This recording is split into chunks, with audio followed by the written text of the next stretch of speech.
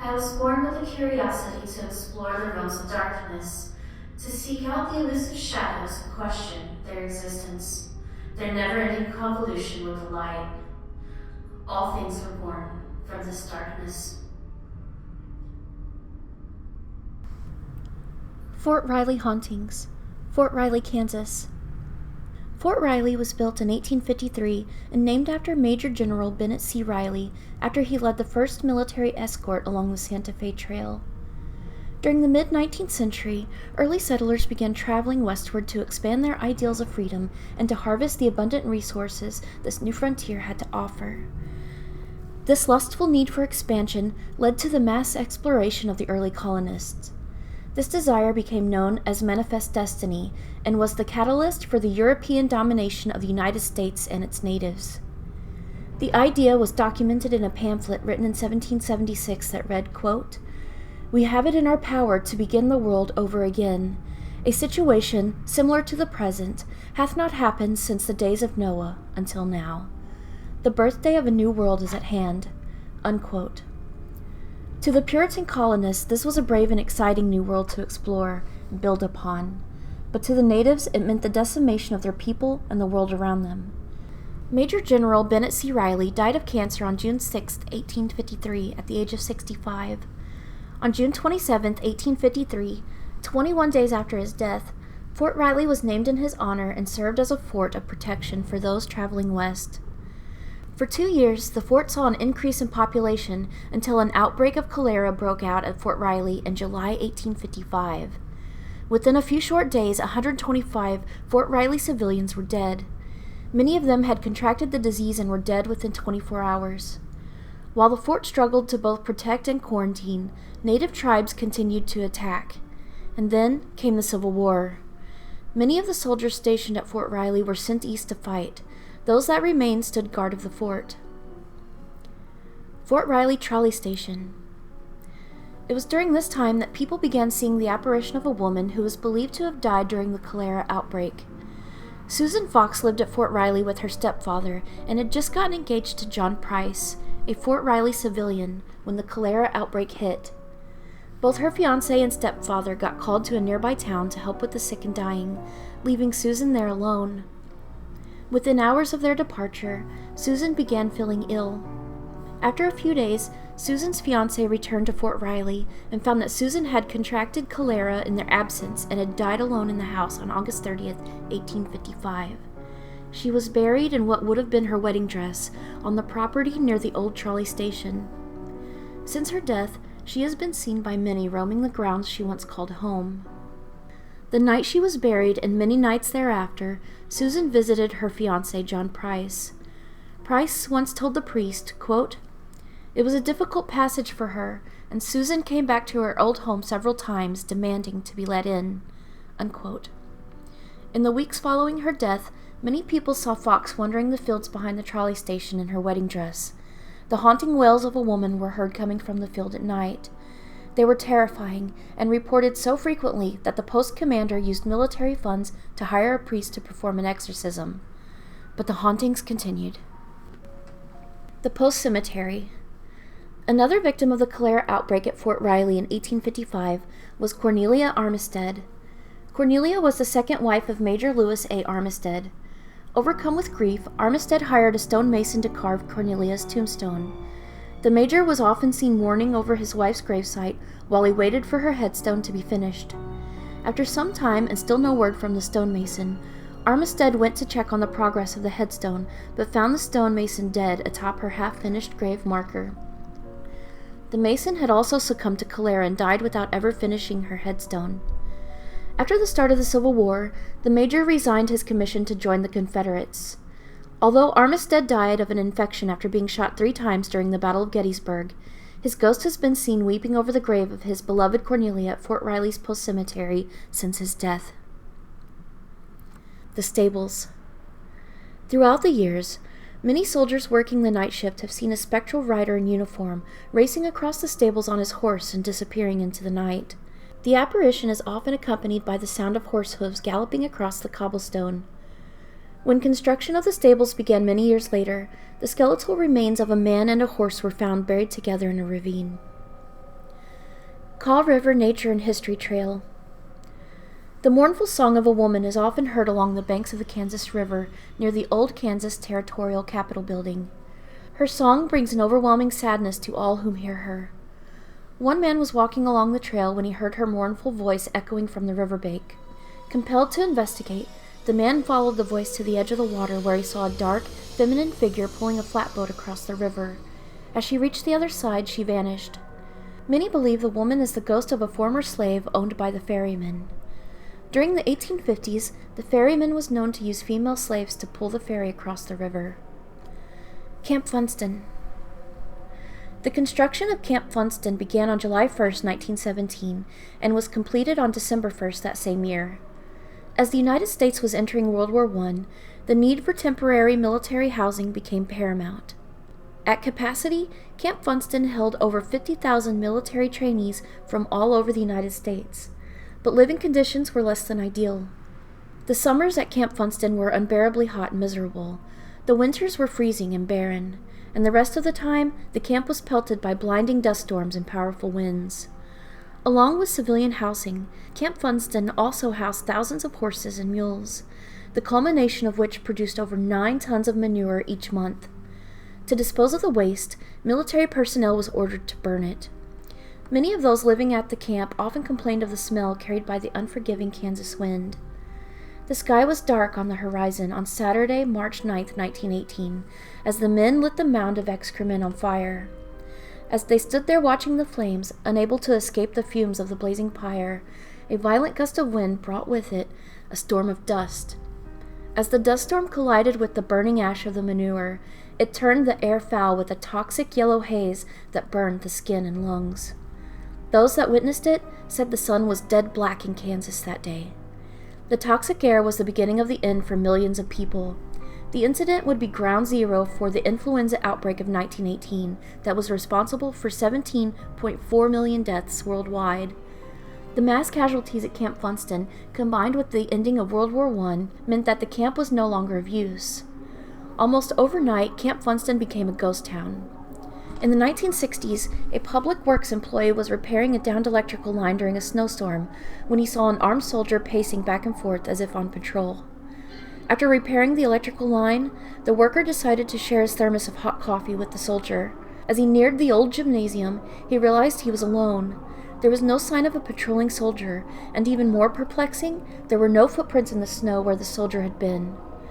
Many have reported seeing the apparition of a soldier on patrol at Camp Funston and believe that he was one of the many casualties of the influenza epidemic of 1918. Moon Lake. The legend of the Chief's Circle has been told for years amongst Fort Riley civilians. The legend states that if you camp on or near the circle, the spirit of a Native American chief will manifest as 2 large fireflies that move in synchrony with one another. On moonless nights, the fireflies look like glowing eyes watching you from the darkness. Many have heard the chants of native tribes echoing across the water. Some have even felt and heard the distant thunder of warriors' drums. To many, Moon Lake is a spiritual and sacred place, but to others, Moon Lake is an omen of death. A soldier stationed at Fort Riley in the 1990s was called out of field exercises along with his unit to search for a murder weapon. The body of a murdered soldier was found at Moon Lake. The victim was found hogtied with his throat cut and his tongue missing. Although they searched the area around Moon Lake, the murder weapon was never found. But many claim to see the apparition of a man silently looking over the lake. He is always seen with his hands behind his back. On August 11, 2005, military policeman Christopher Anthony Willoughby strangled Echo May Wiles in a jealous rage. The two were having an affair when Wiles discovered she was pregnant with twins. She had decided to keep the babies and raise them with her husband. Willoughby grabbed Wiles by the throat, choking her as she pleaded with him to stop. He then put her lifeless body into the trunk of her 1997 Chevrolet Monte Carlo and drove onto the Fort Riley military base. There, he drove to Moon Lake, parked the car, and watched the moonlight dance on the still water. He put the car into neutral and pushed it down the hill and into the lake, where her body remained hidden for 5 years. When people began reporting the sounds of a woman crying at Moon Lake, no one understood why. On April 15, 2010, a construction project meant the partial draining of Moon Lake. As the water receded, the antenna of Echo Wiles' Monte Carlo emerged, and a 5-year missing persons case was about to unravel. Her decomposing corpse was found in the car, along with Willoughby's cell phone and dog tags. Since the discovery of Echo Wiles's body, Moon Lake has gone silent. Old Disciplinary Barracks, Fort Leavenworth, Kansas. Known as the intellectual center of the Army, Fort Leavenworth was built in 1827.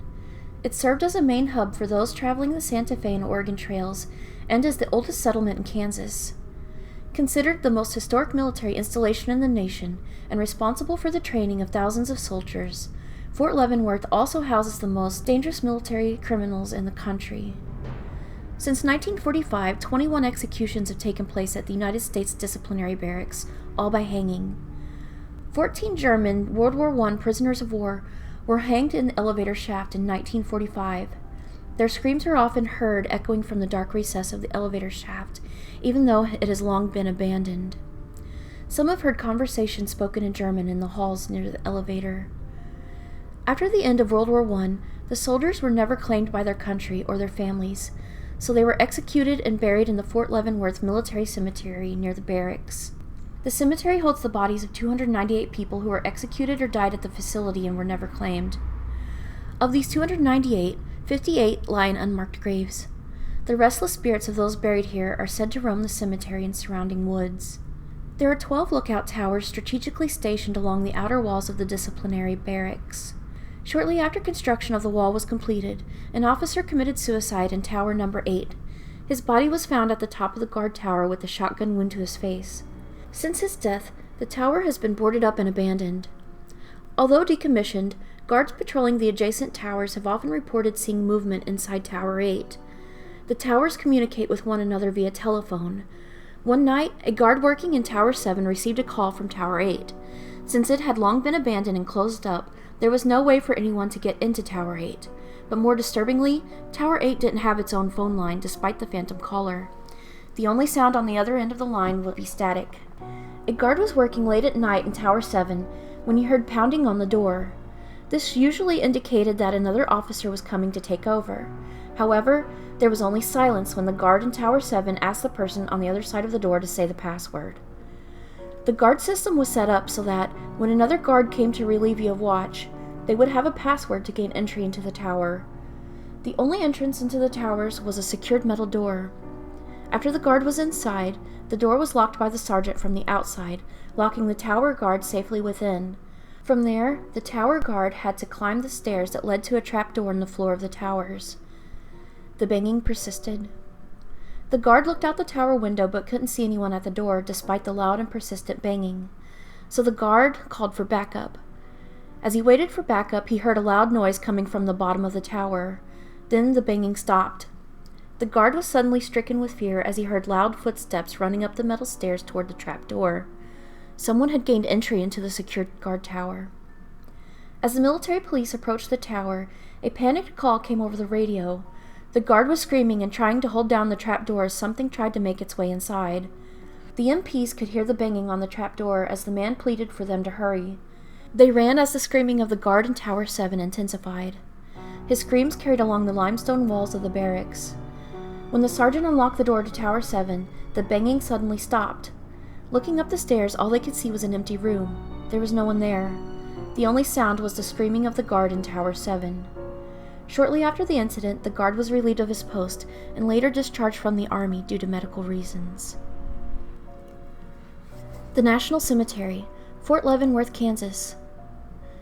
As westward expansion continued to grow, more soldiers were needed to protect travelers along the way. In 1827, Colonel Henry Leavenworth established the cantonment along with 14 officers and 174 enlisted men. Ravished by disease and sickness, a cemetery was one of the first installations at Fort Leavenworth, although it wasn't officially recognized as such until it was declared a national cemetery by Abraham Lincoln on July 17, 1862. Fort Leavenworth was the last civilized stop for those traveling along the Oregon and Santa Fe trails. By 1870, the National Cemetery at Fort Leavenworth contained 7 Confederate POWs, 170 civilians, and more than 1,000 Union soldiers. Today, it contains the bodies of 22,000 people, including its namesake, Henry Leavenworth. In the fall of 1880, a traveling merchant and his family arrived at Fort Leavenworth on their way to Oregon. They intended to wait out the winter at the fort until the following spring. One morning, the merchant asked his 2 children to go and collect firewood. When night fell and they hadn't returned, the entire fort set out in search of the missing children. After 3 days of searching and no signs of them, many believed the 2 children had gotten swept away in the river and drowned, or succumbed to the bitter winter cold. Chances of their survival were diminishing as time went on, and many had given up hope. But their mother never gave up. She searched night and day for her missing children. She was often seen late into the night calling out for them, until one night she was too weak to get out of bed. In all her hours spent in the freezing cold searching for them, she contracted pneumonia and died that winter. She was buried at the National Cemetery at Fort Leavenworth. Having lost everything, the merchant gave up on his journey west and went back home. Later that spring, the merchant received a letter stating that his children were alive and had returned to the fort. As first thought, the children had gotten into the river and was swept downstream in a current. A tribe of Fox Indians found the children and rescued them from the river. Being too dangerous to take them back during the winter, the children remained safe with the natives until the spring, when they were returned to Fort Leavenworth. Although her children were alive, the merchant's wife continues to roam Fort Leavenworth and the cemetery she was buried in, searching for her children. Her ghost is often heard weeping and calling out to them. Along with the merchant's wife, the ghosts of Civil War soldiers have also been reported in the cemetery and surrounding woods. Sentinel Hill, Fort Hays, Kansas. Fort Hays was built in 1865 during the height of the American Indian Wars to protect mail carriers from the hostile Cheyenne and Arapaho natives. Elizabeth Polly and her husband were stationed at the fort during the summer of 1867 when the cholera outbreak hit Fort Hays. Her husband was the hospital steward and she the hospital matron. Together they cared for the sick and dying. Elizabeth was known to comfort those in their last days. She was commended for her compassion for others amongst her peers. But being surrounded by the dead and dying, Elizabeth would often seek solitude away from the horrors she was facing daily. She was often seen sitting alone atop Sentinel Hill, sometimes for hours, solemnly looking into the distance. In the fall of 1867, Elizabeth Polly contracted cholera. Her dying wish was to be buried at the top of Sentinel Hill. After her death, she was given a full military funeral, but was unable to be buried atop Sentinel Hill because it was made of hard bedrock, so the soldiers buried her at the base of the hill. After much of the conflict between the Native Americans and the colonists had died down, there became little need for the fort. On November 8, 1889, Fort Hays closed its doors. With the fort abandoned, 175 people buried in Fort Hays were exhumed and reburied at Fort Leavenworth, leaving only one grave remaining, Elizabeth Polly's. People have been seeing Elizabeth's ghost since 1897, when 4 thieves stole the 4 limestone posts marking her grave. Legend of the thieves' treachery and misfortune are widely known to locals. The legend states that within hours of the theft of the limestone posts, all 4 thieves met with a horrific end. 2 of the men died together in a carriage accident outside of Hays. One was shot in a gunfight, and the other was hit by a train and killed. Because of the theft, the exact location of Elizabeth Polly's grave has been lost to time. Multiple attempts have been made over the years to find Elizabeth Polly's grave, and although many bodies have been discovered, none of them belong to Elizabeth Polly.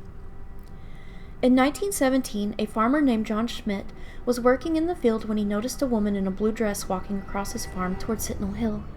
As he watched, she disappeared inside his shed. He quickly ran after her but was shocked to find no one there. He felt a shiver as he realized there was no other exit other than the one he was standing in. Over the years, many people have come forward with their sightings of the woman in blue. Sometimes she appears as a blue light, earning her the nickname the Blue Light Lady. One of the most well-documented sightings happened in the 1950s, when a patrolman radioed for backup after hitting a woman in a blue dress near Sentinel Hill with his patrol car. The officer exited the vehicle but was shocked to find nothing. There was no body, no blood, nothing whatsoever to indicate what he had just experienced. In 1967, a monument to Elizabeth Polly was placed at the top of Sentinel Hill with the inscription, "The Lonely Grave." And in 1982, a park was dedicated to her along with a statue made in her likeness. The ghost of the Blue Light Lady still haunts Sentinel Hill. Her lonely spirit watches over Fort Hays, even in death. Stull Cemetery, Douglas County, Kansas. Stull Cemetery defies the very definition of the word haunted. Not only is this the home of countless spirits, it is also known as the gateway to hell. There are places that defy legend, places so terrifying and diabolical that the devil himself calls it a summoning ground for his worship. There is not much left of the small town of Stull, Kansas, and it only boasts a population of 20 residents. Along with the residents, the town is also home to a number of legends and bizarre tales that are connected to the overgrown cemetery and the abandoned church that lies within. A century of stories have been told about the strange happenings at the cemetery, including tales of witchcraft, ghosts, and other supernatural events. The residents of the town are very secretive and not very friendly to out-of-towners. Those who are curious enough to visit Stull will be chased out of town and terrorized by group and pickup trucks. Stories have been told about this band of Stull guardsmen tailing intruders for over 20 miles and have even been known to run people off the roads. Many people who live close to Stull speculate that there is something going on in the small town, something the residents are trying to keep secret. The history of Stull is quite sinister, and the town has a reputation of being cursed. In the early 1900s, a boy was burned to death by his own father. A few years later, a man in town was found hanging from a tree. Both of these took place near a road known as Devil's Road, which appears on old maps of Stull. The road no longer exists, but Stull still maintains a dark history, and has long been a place of mysterious deaths and association with the Dark Prince. There was a legend about an old tree growing in the graveyard that was once used as a gallows for condemned witches. The imposing tree had grown up through a headstone, splitting it in half. Witches have been seen dancing around the tree. An old condemned church is said to harbor the most evil. Legend says the church is where the witches held black masses and ritual sacrifices. Although the roof of the old church had fallen in, leaving the interior exposed to the elements, rain would never fall inside the church. Both the church and the tree are considered landmarks of evil. If you search long enough, you can find a secret stairway that descends straight to hell. But if you do come across the hidden steps, do not venture down them because it is impossible to ever return. The Stull Cemetery is one of the 2 places in the world the devil is said to be able to manifest in flesh. He comes to visit the resting place of a witch he impregnated, and the child who runs wild in the woods that birthed from her womb. The child was so deformed that he only lived for a few days, and the body was buried in the cemetery. There are photographs that have been taken of the child's ghost. He appears like a werewolf, and has been seen by many in the woods behind where the church once stood. Despite the warnings and the constant patrolling by the local police and the residents of Stull, some have managed to sneak in and brave the cemetery at night. Many have fallen victim to mysterious events. Some have reported experiencing missing time, feeling as if they had only spent a few minutes in the cemetery, but in actuality spent many hours. They cannot remember what happened during the missing time. Others have heard screams and wailing in the night, and some say that the noises you hear are so unworldly and awful that it will drive you mad.